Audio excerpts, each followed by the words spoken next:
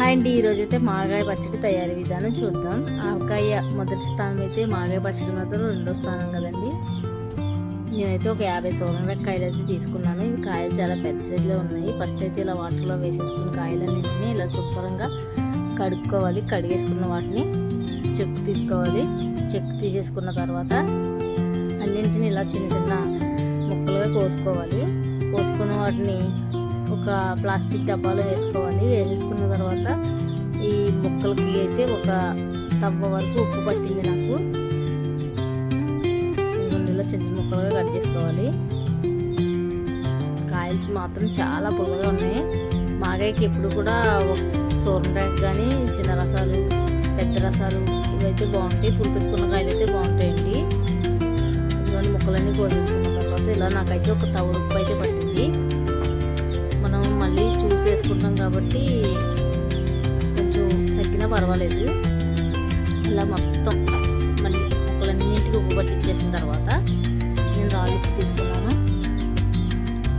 ఇలా ఒక ప్లాస్టిక్ డబ్బాలో వేసేసి ముక్కలన్నింటినీ నొక్కి పెట్టేయాలి. ఒక 3 రోజులు వీటిని ఇలాగే ఉప్పులో నానించిన తర్వాత ఇప్పుడు వీటిని బాగా గుజ్జంతా పిండేసి ఎండలో వేసుకోవాలి.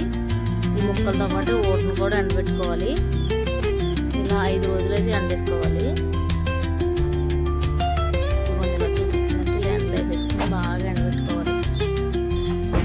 5 రోజులు ఇదే విధంగా ఎండలో వేసి తీసి పెట్టుకోవాలి. ఓటును కూడా వేసుకోండి, మర్చిపోవద్దు. ఇప్పుడైతే ఇవైతే ఇలా ఎండిపోయినాయి కదా. ఎండిపోయిన తర్వాత అయితే నాకు ఇలా ఈ ముక్కలు వచ్చాయి. కొంచెం తగ్గినట్టు వచ్చినాయి. దీనికైతే ఒక 2 దవ్వలన్నర కారం, ఇంతకుముందు మనం ఉప్పు వేసాం కదా, ఒక సోల్లో కొంచెం ఉప్పు అయితే వేసుకున్నాను నేను.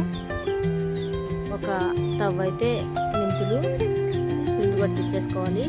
ఒక 2 స్పూన్లకి ఆవాల పిండి. ఇవన్నీ ఎండలో ఎండబెట్టేసేసి మిక్సీ పట్టేసి జల్లిచ్చి తీసుకోవాలి. ఒక తవుడు వెల్లుల్లిపాయలు అయితే రేకలేమి తీయక్కర్లేదు, వీటిని పేస్ట్ పట్టి వేసుకోవాలి. ఇలా ఇప్పుడంతా ఉప్పు కారం మనం వేసుకున్న పిండ్లన్నీ బాగా కలిసిపోవాలి. కొంచెం పసుపు, కొద్దిగా జీలకర్ర, కొన్ని పచ్చిమెంతులు ఇవన్నీ వేసుకొని ఇలా కలిపేసుకున్న తర్వాత మనం రోజు ఎండబెట్టి తీసుకున్నాం కదా ఈ ఊటను కూడా వేసేసి ముక్కల్లో కలుపుకోవాలి. ఇవి బాగా కలిసిపోయిన తర్వాత ఆయిల్ పోసుకోవాలి. ఇది ఆడించిన పప్పు నూనె అండి. మీరు వేరుశనగ కూడా తీసుకోవచ్చు. కారం కూడా ఇంట్లో పట్టించింది, అందుకే మంచి రంగు వచ్చింది, బాగుంది. ఉప్పు కారం పులుపులు అన్నీ అయితే నాకు సరిపోయినాయి. ఇలా ఫస్ట్ రోజు అయితే ఇలా డబ్బాలో పెట్టాను. ఇది మళ్ళీ 3వ రోజు కూడా తిరగ కలిపేసి చూపిస్తాను మీకు.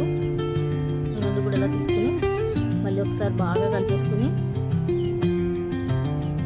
ముక్కల్ని బాగా గట్టిగా అయితే ఎండనివ్వద్దు. మన అన్నంలో కలుపుకున్నప్పుడు ఈ ముక్కలుగానే ఉండిపోతాయి. కొంచెం ఇలా మెత్తగా ఉన్నప్పుడే మనం పచ్చడి పట్టేసుకోవాలి. అప్పుడే బాగుంటుంది మాగాయ పచ్చడి. ఈ పచ్చడి డెలివరీ అయిన వాళ్ళు, ఏమైనా హెల్త్ ప్రాబ్లమ్స్ ఉన్న వాళ్ళు కూడా తినచ్చు. ఆవకాయ అందరూ తినకూడదు అంటారు కదా, ఇలా అయితే కలిపేసుకున్నాను నేను. అల్లుని కొంచెం ఆయిల్ పోసి ఇలా డబ్బాలో అయితే నొప్పి పెట్టేసుకున్నాను. మనం ఇంట్లో ఆవకాయ కానీ మాగాయ కానీ మనం చాలా పవిత్రంగా చూస్తాం కదా, తలస్నానం చేసే కదా ముట్టుకొని తీస్తాము. అంట్లో వచ్చిన ముట్టుకోం కదా. ఇలా శుభ్రంగా పెట్టేసుకుని ఇదంతా నీట్గా తుడిచేసుకోవాలి, లేదంటే పురుగు పట్టేస్తుంది పచ్చడి. ఇంతేనండి, మాగాయ పచ్చడి అయితే తయారైపోయింది.